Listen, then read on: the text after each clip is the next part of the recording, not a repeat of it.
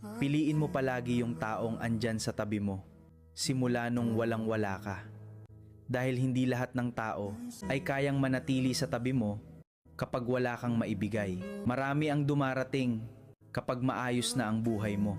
Pero kakaunti lang ang nananatili noong hirap na hirap ka pa. Kaya huwag mong kalimutan ang tao na naniwala sa'yo, sumuporta sa'yo, at higit sa lahat yung taong hindi ka iniwan kahit wala ka pang nararating sa buhay mo.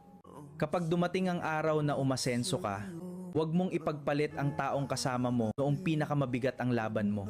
Dahil ang taong nanatili sa panahon ng paghihirap mo ay mas mahalaga kaysa sa mga taong dumating lang nung maginhawa na ang buhay mo. Madaling mahalin ng isang tao kapag marami na siyang pera o nagtagumpay na sa buhay. Pero bihira ang taong mananatili kahit wala ka pang maipagmamalaki. Tandaan mo, maraming lalapit sa'yo kapag masaya. Nagtagumpay ka na sa buhay mo. Pero ang taong hindi ka iniwan noong walang-wala ka, iyon ang taong tunay. Nagmamalasakit sa'yo. Kaya kung may ganyang tao sa buhay mo, pahalagahan mo siya. Huwag mong hintayin na mawala siya bago mo mapagtanto ang halaga niya.